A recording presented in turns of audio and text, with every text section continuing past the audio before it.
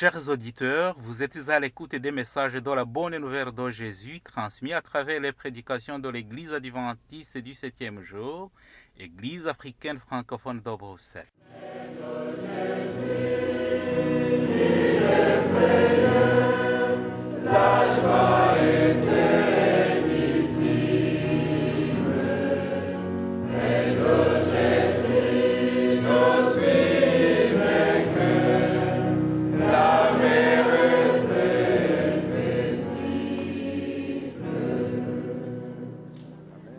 C'est ainsi qu'a commencé la bonne nouvelle de Jésus-Christ, le Fils de Dieu.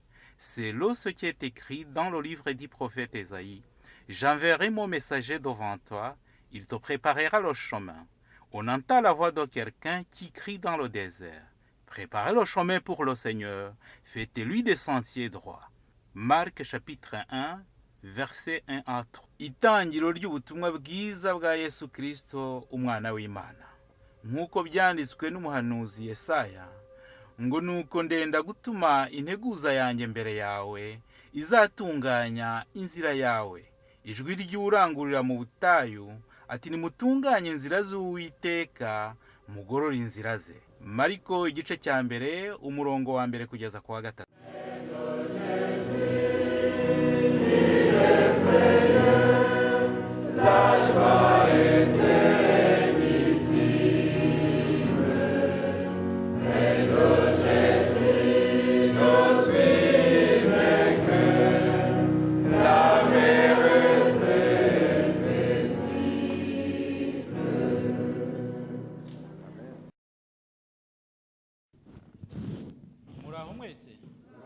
Bonjour tout le monde. Abadasubiza sinzi muraho mwese. Imana ibaha umugisha kandi mugire isabato nziza. Que Dieu vous bénisse et ayez un bon sabbat. Korali New Melody murakoze cyane. Merci pour la chorale New Melody. Ari mu migisho ari isengesho ry'uyu mubyeyi wacu Efroni, ari iriya ndirimbo ya New Melody. Que ce soit dans les classes où nous étions, que ce soit le chant de New Melody, que ce soit la prière de notre frère Ephron. N'iby'Umwuka Wera yashatse ko tuvugana muri aka kanya. Et ce que l'Esprit Saint a voulu que nous partagions à ce moment. Byose biratwibutsa birajya mu cyerekezo kimwe. Tout cela converge dans la même direction. Bidusaba kwihangana et nous demande d'avoir de la patience tugakomera pour que nous puissions tenir ferme. Yesu agiye kugaruka aturuhure. Parce que Jésus va bientôt revenir pour nous soulager. Dushimira Imana twese hamwe. Nous remercions l'Éternel tous ensemble. Yaraturinze. Il nous a protégés. Itugejeje hano amagingo aya.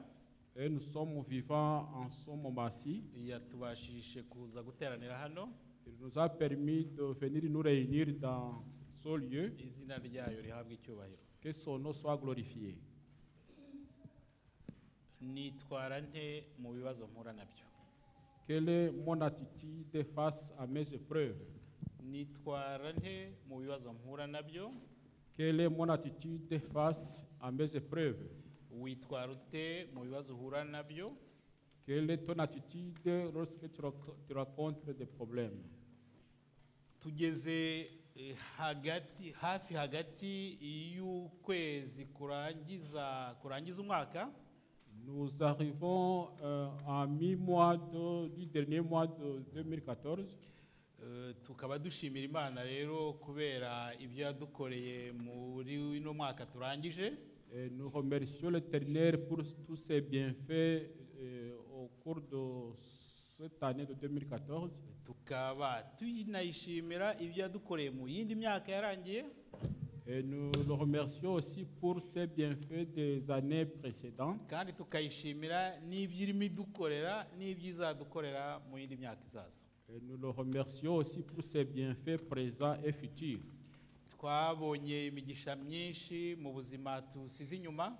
Nous avons reçu d'abondantes bénédictions dans les années passées. ariko nanone twahuye n'ibibazo twagize ibihe bibi, Et nous avons rencontré des moments difficiles, indwara zinyuranye, différentes maladies, gucika intege bitewe n'impamvu nazo zinyuranye, le découragement suite aux multiples raisons, ubukene, la pauvreté, gutsindwa mu ishuri, échouer en classe, gupfusha, perdre les siens, gutandukana n'inshuti. se séparer de ses amis. Ariko ibyo bibi twahuye nabyo uwabishyira ku munzani umwe n'ibyiza Imana yadukoreye, ibyiza twasanga bitarondoreka. Mais si on le contrebalance avec les bienfaits de Dieu, on verra que les bienfaits de Dieu sont insondables. Nubwo buri wese muri twe yagiye agira ibibazo cyangwa se yahuye n'ibigeragezo, Même si chacun de nous aurait rencontré des épreuves, mu bwoko bumwe cyangwa mu bundi, d'une manière ou d'une autre, Imana yaduhaye umugisha, Dieu nous a bénis, yaraturinze. nous a gardés Muri uyu mwaka wose turangije, au cours de cette année 2014. none dore tuwugejeje ku musozo. Et voilà, nous sommes à la fin de l'année. Niba turi hano rero, Si nous sommes ici présents, ni ukugira ngo tuyihimbaze, c'est pour le louer, tuyishimire ibyo yadukoreye. c'est pour le remercier de tout ce qu'il a fait pour nous. Ntabwo ari umwanya wo kurira, Ce n'est pas un moment de pleurer, nta nubwo ari umwanya wo kwivovota, ce n'est pas un moment de murmurer, nta nubwo ari uwo kunyigimba. ce n'est pas un moment de grincher.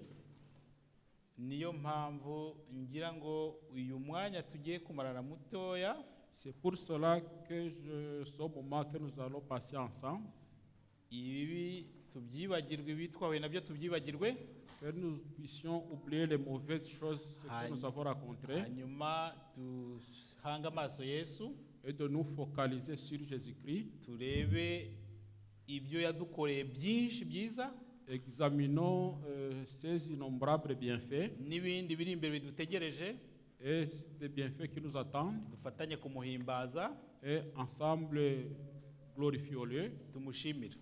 et le remercions-le.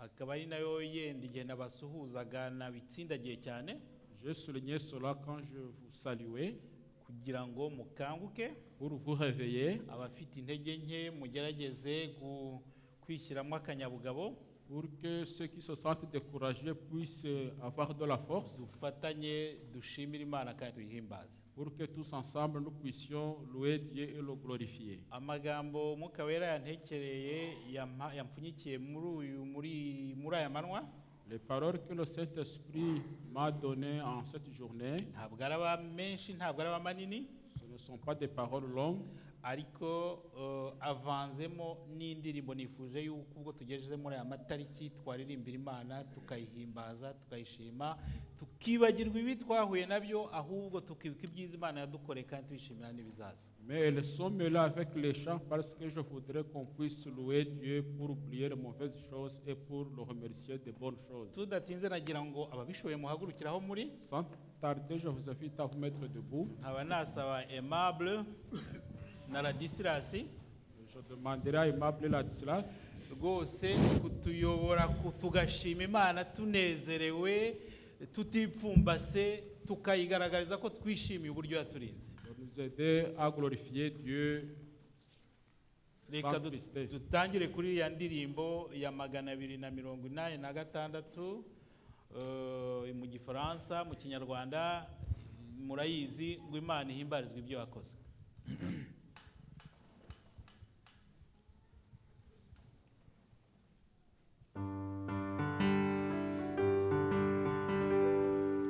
À Dieu soit la gloire et par son grand amour, grâce à sa victoire et célébrer le jour. Jésus à ma place, pour ici la gloire, il m'a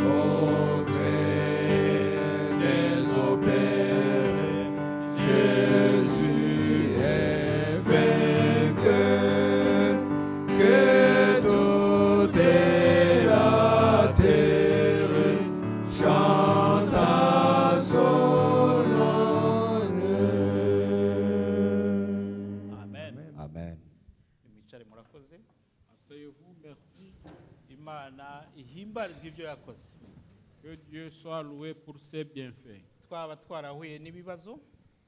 que nous ayons rencontré des problèmes, quoi que nous ayons rencontré des épreuves, que Dieu soit glorifié parce qu'il n'a cessé de nous protéger. Quelle est notre attitude face aux épreuves?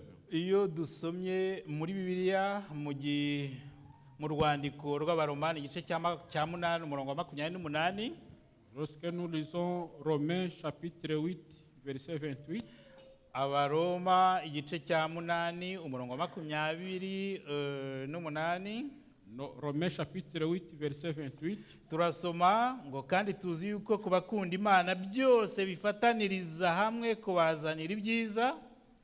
Nous savons du reste que toutes choses concourent au bien de ceux qui aiment Dieu, aribo bahamagawe nk'uko yabigambiriye, de ceux qui sont appelés selon son dessein.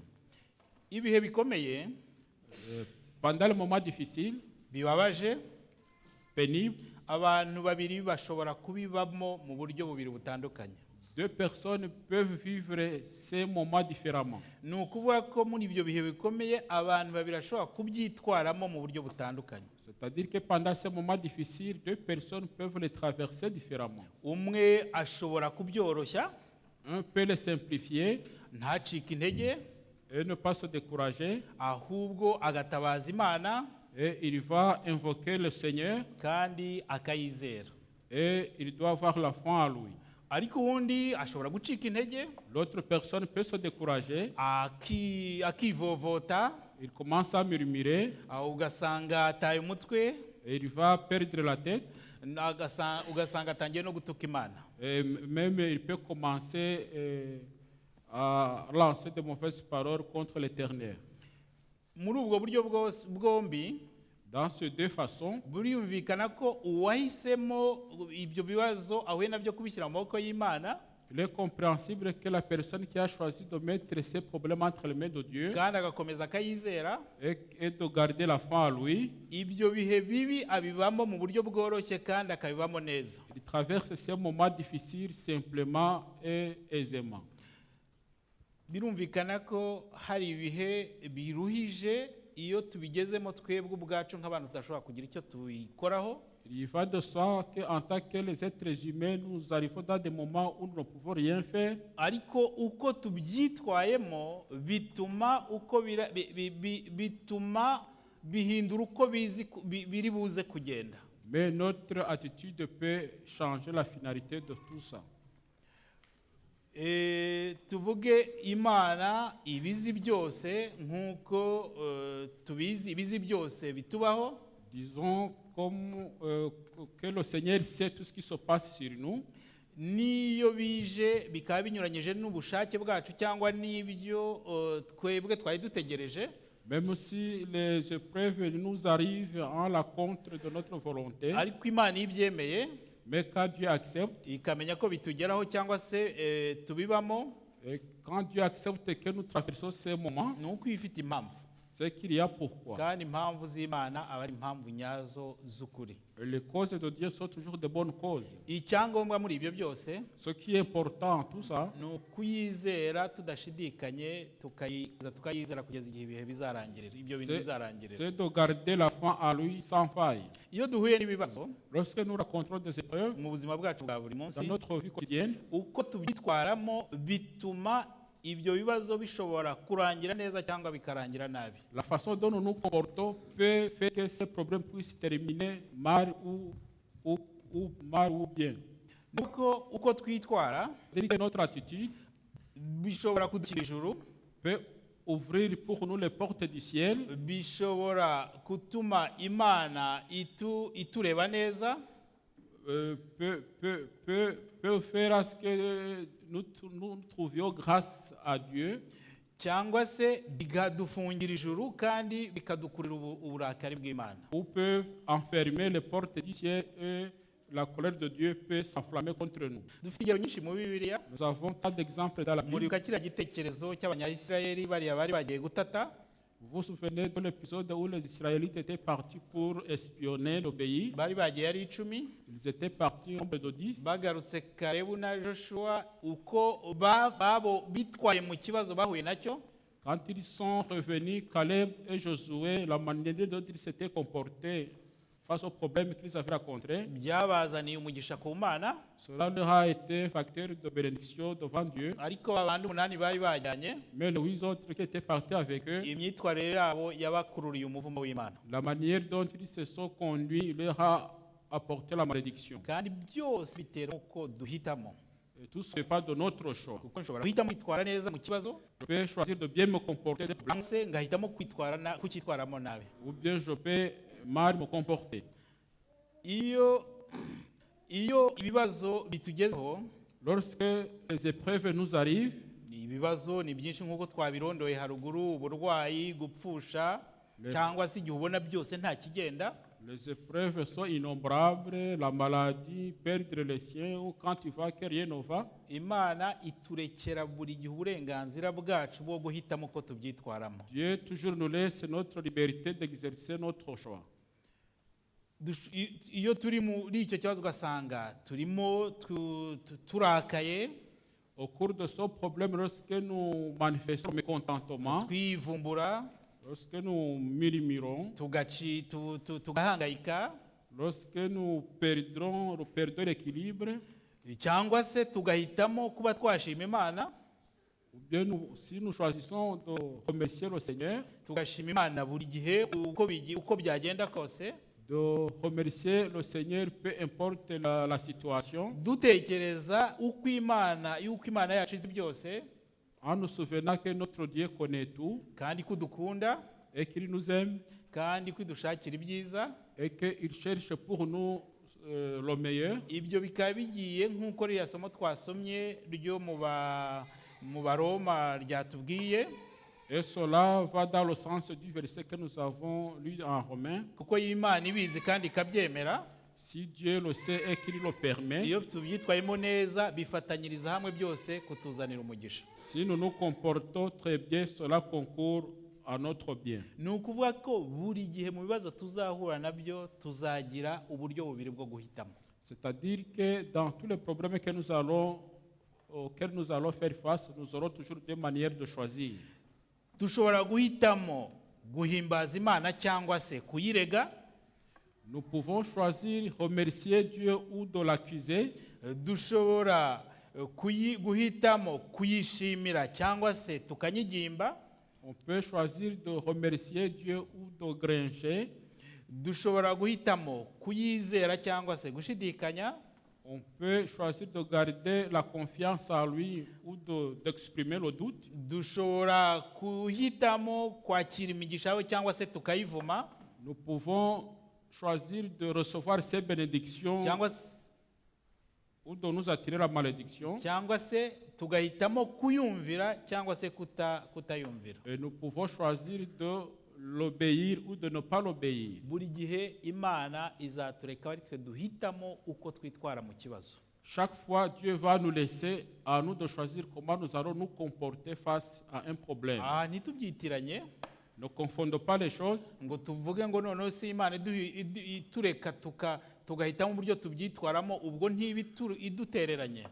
Donc, ne disons pas si Dieu nous laisse exercer nos choix, est-ce qu'il ne nous délaisse pas? Kubera ko yiba mu ijambo ryayo itubwira ko byose ku bakunda Imana byose bifatanyiriza hamwe kuyizanira umugisha. Si dans sa parole ici toutes choses concourent au bien de ceux qui aiment, ikatwibutsa ko idukunda, et qu'il nous rappelle qu'il nous aime, ikatwibutsa kandi ko ishobora byose, et qu'il nous rappelle qu'il est tout puissant. Nta kwibitagize kugira ngo itwereke yuko iri ruhande rwacu. Il n'épargne aucun effort pour nous montrer qu'il se tient à nos côtés. Niyo mpamvu buri gihe tureka tugahitamo uburyo tugomba kwitwara. C'est pour cela qu'il nous laisse pour choisir la manière dont nous devons nous comporter. Tukizera amasezerano yayo. Nous devons garder la foi en ses promesses. Cyangwa se ntituyizere. Ou ne pas exprimer notre foi en ses promesses. Iyo twitwaye neza mu kibazo bituma turushaho kwegera Imana. Quand nous nous comportons comme il faut dans un problème, cela nous rapproche de Dieu. Ariko naho iyo twitwaye nabi mu kibazo ahubwo bituma dusa nkaho duhunga Imana. Mais quand nous nous comportons mal, cela met une distance entre nous et Dieu. Ingaruka z'uko guhitamo kose, la conséquence de ces choix, nuko iyo witwaye neza mu kibazo ugahimbaza Imana, c'est que quand tu te comportes comme il faut dans un problème et que tu loues Dieu, ukayishimira, et que tu le remercies, ibyo bituma Imana itwishimira. Cela fait que Dieu trouve faveur envers nous. Hanyuma kandi ikadutabara bidatinze. Et il vient toujours nous secourir sans tarder. Ariko iyo turimo twivovota, mais quand nous commençons à murmurer, tuyituka, quand nous lançons de mauvaises paroles, bituma Imana bitukururira uburakari bw'Imana. Cela attire sur nous la colère de Dieu. Bigatuma itadutabara. Et il ne vient pas nous secourir. Nous avons ingero nyinshi muri Bibiliya nanone. Nous avons beaucoup d'exemples dans la Bible. Mwibuke ruriya rugendo rw'Abanyayisiraheli igihe bari mu butayu. Souvenez-vous du peuple d'Israël au désert. Ndetse n'igihe bari bageze i Kanani. Et quand ils arrivaient aussi à Canaan, iyo bahuraga n'ibyago n'amakuba yenda hari amahanga yabateye, quand ils rencontraient des épreuves et des malheurs, s'il y avait des ennemis qui les avaient attaqués, iyo batangiraga gutuka Imana, quand ils commençaient à lancer de mauvaises paroles contre Dieu, bicuza impamvu bavuye muri Egiputa, lorsqu'ils commençaient à se demander pourquoi ils ont quitté l'Égypte, muzi ukuntu byagendaga, Imana yarabarakariraga. La colère de Dieu s'enflammait contre eux. Byaba ngombwa umugaragu wayo Mose agatakamba. Et le serviteur Moïse toujours intercédait en faveur du peuple. Ariko iyo babaga bibutse ibyo bakoreye bakayishima bagakomeza bakayizera, mais quand le peuple se souvenait de bienfaits de Dieu, qu'il continuait à exprimer leur foi en Dieu, ntawabashaka kubahangara, ibibazo byose babaga bafite byaragendaga. Personne ne pouvait oser les attaquer et tous les problèmes partaient. Reka dusome nanone hariya mu gitabo cy'Abafilipi igice cya 4. Lisons en Philippiens chapitre 4. Aho dusabwa guhora twishimye buri gihe. Là où il nous est demandé d'avoir toujours la joie. Iyo atubwira ngo duhore twishimye buri gihe, Si la Bible nous demande de nous réjouir chaque fois, buri gihe ntabwo bivuga mu gihe cyiza gusa, c'est-à-dire pas surtout dans les bons moments, buri gihe ni ukuvuga ko ni mu byiza cyangwa se mu bibi. ça peut être dans les mauvais moments ou dans les bons moments. Reka tube nanone iby'Imana yandikishije umugaragu wawe mu gitabo cy'Abafilipi igice cya 4 kuva ku murongo wa 4 kugeza wa 7. Lisons en Philippiens chapitre 4 du verset 4 à 7. Abafilipi igice cya 4 umurongo wa 4 kugeza wa 7 turasoma ngo mujye mwishimira mu mwami wacu iminsi ingahe? Iminsi yose. Ngo yewe nongeye kubivuga nti nimwishime, ineza yanyu imenywe n'abantu bose, umwami wacu Yesu ari bugufi. Ntimukagire icyo mwiganyira, ahubwo ibyo mushaka byose bimenywe n'Imana, mubisabiye mubyigingiye mushima. Nuko amahoro y'Imana ahebuje rwose ayo umuntu yamenya azarindira imitima yanyu n'ibyo mwibwira hehe muri Yesu Kristo. Réjouissez-vous toujours dans le Seigneur, je le répète, réjouissez-vous. Que votre douceur soit connue de tous les hommes. Le Seigneur est proche, ne vous inquiétez de rien. Mais en toutes choses, faites connaître vos besoins à Dieu par des prières et des supplications, avec des actions de grâce. Et la paix de Dieu qui surpasse toute intelligence gardera vos cœurs et vos pensées en Jésus-Christ. Ijambo ry'Imana riratubwira riraduhamagarira guhora twishimye. La parole de Dieu nous appelle à être toujours joyeux, Twishime buri gihe, de nous réjouir en tout instant, haba mu byago, que ce soit dans les malheurs, haba mu bibazo, que ce soit dans les problèmes, mu bihe bukomeye, dans les moments difficiles, haba n'igihe tunezerewe nta kibazo dufite. pendant que nous sommes heureux sans problème. Buri gihe ngo dushime Imana. Chaque fois, nous devons remercier le Seigneur.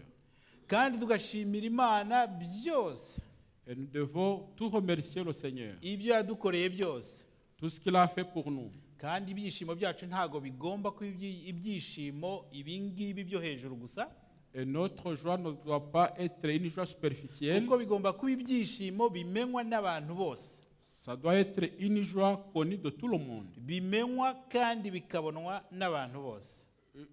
Une joie qui est visible de tout le monde. Niba hari icyo duhangayikiye S'il y a une inquiétude, cyangwa se dufite ikintu kitubabaje, si nous avons quelque chose qui nous fait mal, cyangwa dufite ibyo dukennye, si nous avons besoin de quelque chose, ni ngombwa mu buzima, cela est normal dans la vie. ariko aho kugira ngo twivovote cyangwa twihebe, Mais au lieu de murmurer et de désespérer, ngo nitubibwire Imana nous devons tout dire au Seigneur kandi tuyishimira tunayihamiriza ibyiza yadukoreye. en le remerciant aussi de ses bienfaits envers nous. Iyo tugerageje gusubiza amaso inyuma mu buzima bwacu bwarangiye cyangwa se mu myaka yarangiye y'ubuzima bwacu, Lorsque nous faisons une vie rétrospective dans notre vie passée, dusanga Imana yaraduhaye umugisha ku buryo buhebuje, nous contemplons les différentes bénédictions de Dieu. mu buryo bwose. Kandi Dans toute manière, no kuba turi hano nabyo ni ikintu gikomeye. et le fait d'être ici aussi, c'est une grande chose. Hari igihe twirengagiza ikintu nk'icyo tukibwira yuko kuba turi hano ari uburenganzira bwacu, Quelquefois, nous passons à côté de cela et nous pensons que le fait d'être ici présent, c'est notre privilège ou droit. ariko nk'abakunda kujya kwa muganga cyangwa mu bakora kwa muganga cyangwa se muri biriya bigo by'abantu bakuze, bazi yuko kuba turi hano atari ibintu byikoze gutya gusa, atari ibintu byoroshye. Mais pour ceux qui aiment aller se faire soigner, ils le savent que le fait que nous soyons ici, ce n'est pas une chose légère. Niyo ubasha kuvuga ko wabaye cyangwa ukennye biriya nabyo no kubishima Imana, kuko yiba ubitekerezaho nabwo ni ikintu gikomeye cyane. Et quand tu es capable aussi de le sentir et d'y penser, c'est une grande chose. Reka twongere dushimire Imana. Remercions encore une fois le Seigneur. Turirimba iriya ndirimbo ya 483 ngo quand le vent de la tempête, ngo iyo dutekereje ibyatubayeho byose, duhuye n'ibibazo, umuyaga ukaza ugasa nkaho udutigishije, ngo dutekereze iby'Imana byose yagenje ite, iby'Imana yadukoreye. Dusanga tudashobora kubirondora. Souvenons-nous toujours des bienfaits de Dieu, même au cours des tempêtes, car ses bienfaits sont innombrables. Le chant 483. Magana inani na mirongo inani na gatatu.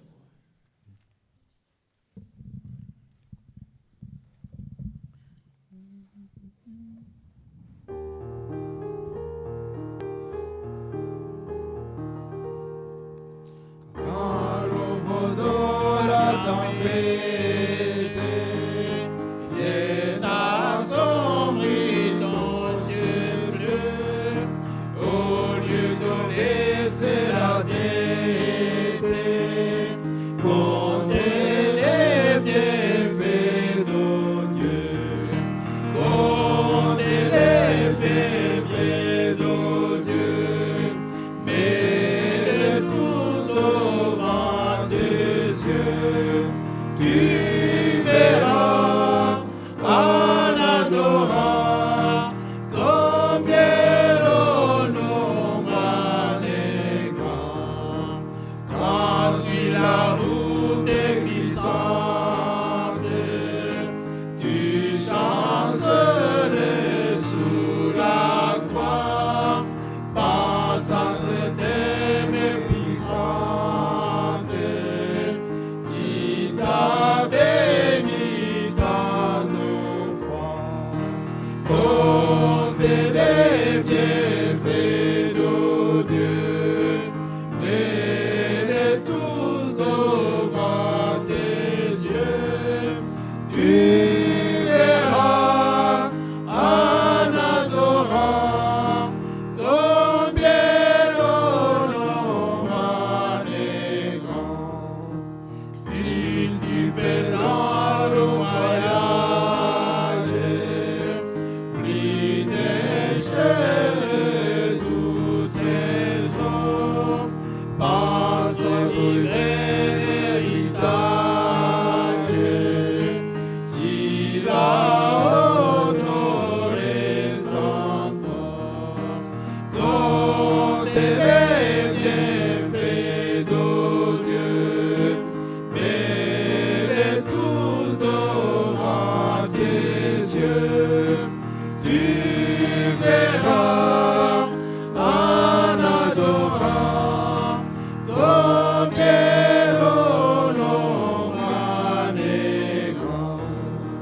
Bénis donc, bénis sans cesse, s'opérer chaque jour, répand sur toi la richesse de son merveilleux amour. Comptez les bienfaits de Dieu, mets-les tous devant tes yeux, tu verras en adorant combien le nombre est grand. Ushimwe Mana yo mu ijuru, Que tu sois loué, loué, éternel notre Dieu, wowe utusenderezaho imigisha yose, toi qui déverses sur nous d'abondantes bénédictions, imigisha cyangwa se ubukungu bukubiye mu rukundo rwawe rutangaje. de richesses infinies contenues dans ton amour insondable.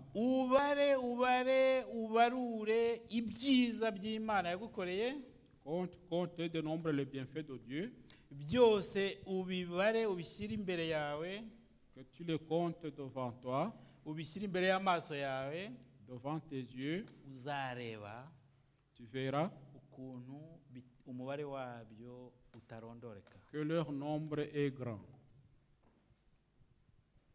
Ibyo ni iby'Imana idukorera.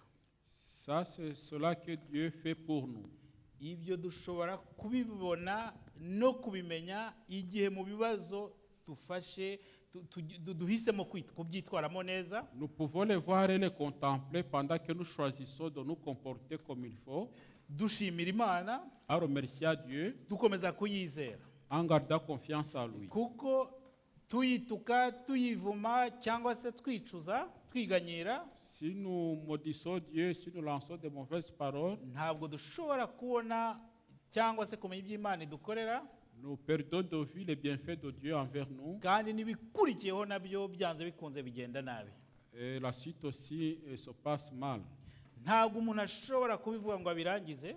On ne peut pas tout dire. Imana iradukunda cyane, Dieu nous aime tellement. ifite imigambi myiza cyane nk'uko Yeremiya bitubwira muri kiriya gice cya 29 umurongo wa 11. Il a des desseins merveilleux pour nous, tels que Jérémie nous le rapporte en chapitre 28, verset 11. Igice cya 29 umurongo wa 11. Chapitre 29, verset 11. Ikindi nitunareba ibyo byose Imana idukorera, Si nous contemplons tous ces bienfaits de Dieu, icyo tutagomba kwibagirwa na rimwe, ce que nous ne devons pas oublier, nk'uko twabisomye mu kanya, comme nous l'avons lu, nk'uko bariya basore bacu babituririmbiye, comme nos jeunes l'ont chanté, nk'uko Yakobo yabivuze mu migisho, comme Jacob aussi l'a dit dans les classes respectives, kugaruka kwa Yesu kuri bugufi. le retour de Jésus est imminent. Ibintu byose tubyakire neza. Nous devons recevoir tout avec bon cœur.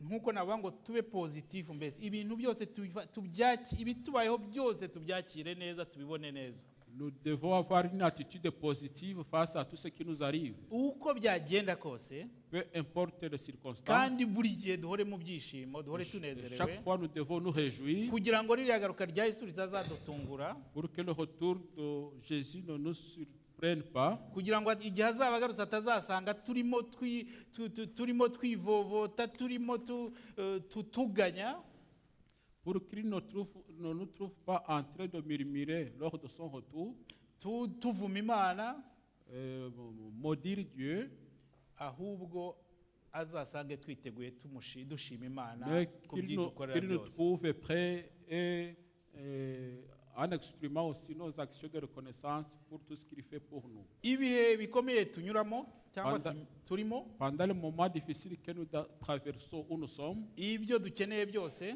ce dont nous avons besoin, bituma dufata ibintu nabi cyangwa se bituma ducika intege, qui nous décourage ou qui nous donne une mauvaise conception, ni ibintu bitaramba, ni ibintu bihita. ce sont des choses passagères qui ne durent pas. Kuko ibintu bya hano mu isi Comme les choses de ce monde, ntago biramba, ce sont des choses passagères, ariko twebweho mais nous, nk'abana b'Imana en tant que les enfants de Dieu, turashaka ibiramba nous voulons des choses durables ndetse bizahoraho iteka ryose. et éternelles. Ni nayo mpamvu C'est pour cela tugomba buri gihe gufata ibintu byose tukayona neza kandi tukabyitwaramo neza duhanze amaso Yesu Kristo. nous devons tout voir avec une attitude positive. Hariya mu Bafilipi igice cya 3 umurongo wa 20 barabitwibutsa.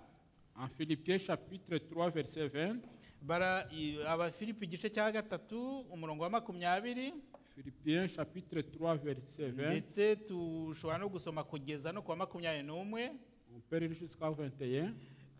Baruzuza hano twavuga ko ibiri hano ku isi ntabwo biramba, On nous montre que tout ce qui est ici sur terre est passager, ariko tweze ibyo tugamije kandi ibyo dukurikiranye ni bizaramba ndetse bizahora witeka, mais que nous nous focalisons aux choses éternelles kandi tukabitegereza duhanze amaso Yesu. et que nous devons les attendre en focalisant nos regards sur Jésus. Bakongera mu Bafilipi noneho bakabyongera bakavuga ngo naho twebwe iwacu ni mu ijuru, niho dutegereje umukiza ko azava, ariwe mwami Yesu Kristo, uzahindura uyu mubiri wo gucishwa bugufi kwacu akawushushanya n'umubiri w'ubwiza bwe, kuko afite imbaraga zo kumubashisha kwigandurira byose.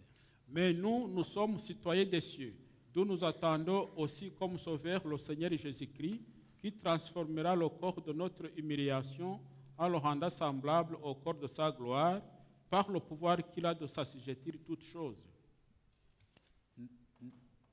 nagira ngo nsabe nanone bongere badushyireho indirimbo ya 394 mu gitabo cya kera. Je demande en fait qu'on chante aussi le chant 394 ancien recueil. ntangirane nabwiye ko turahimbaza Imana. Au début, je vous ai dit qu'on va louer Dieu. Reka turirimbe n'iyi ngiyi mbere y'uko ndangiza kino iyi nyigisho twasangiye. Chantons aussi son chant avant la fin de mon sermon.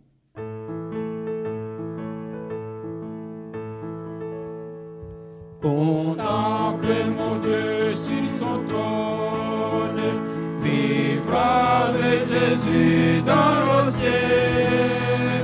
J'ai accepté ma couronne, c'est là le bonheur éternel. Dans le ciel, c'est dans le ciel. Vivre avec Jésus dans le ciel, dans le ciel, dans le ciel, dans le ciel, c'est là le bonheur éternel. Il m'envoie au chant des anges, béni, loué Emmanuel. Chantez à jamais ses louanges, c'est là le bonheur éternel. Dans le ciel, dans le ciel, dans le ciel, dans le ciel, vivre avec Jésus dans le ciel, dans le ciel, dans le ciel, dans le ciel, dans le ciel, dans le ciel, c'est là le bonheur éternel. Jouez d'une paix infinie, revoir mes amis dans le ciel, posséder l'immortelle vie, c'est là le bonheur éternel. Dans le ciel, dans le ciel, dans le ciel, vivre avec Jésus dans le ciel, dans le ciel, dans le ciel, dans le ciel, dans le ciel, dans le ciel, c'est là le bonheur éternel. Retrouver les saints dans la gloire, près du trône de l'éternel, célébrer la même victoire, c'est là le bonheur éternel.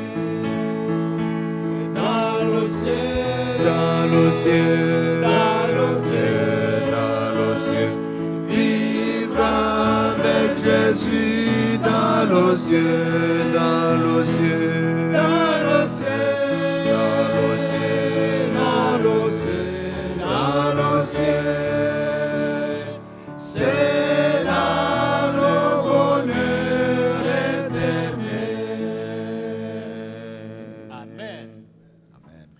Bavandimwe na bashiki banjye, Mes frères et sœurs, ndasaba Imana je demande à Dieu kugira ngo iduhe ubuntu, pour qu'il nous fasse grâce, noneho dufate ibintu byose bitugezeho neza, afin que nous puissions considérer tout ce qui nous arrive, qui bitume nous arrive positivement, Imana itwishimira, pour qu'il se réjouisse de nous kandi dutabare bidatinze, et qu'il puisse venir nous secourir kandi dufashe duhore mu byishimo buri gihe, et que nous soyons toujours dans la joie igihe dutegereje kugaruka kwa Yesu umukiza wacu, en attendant le retour de Jésus notre Sauveur, kugira ngo aduhe ubugingo buhoraho. pour qu'il nous accorde la vie éternelle. Nibyo mbasabira nanjye nisabira mu izina rya C'est Yesu. cela que je demande pour moi et pour vous au nom de Jésus. Amen.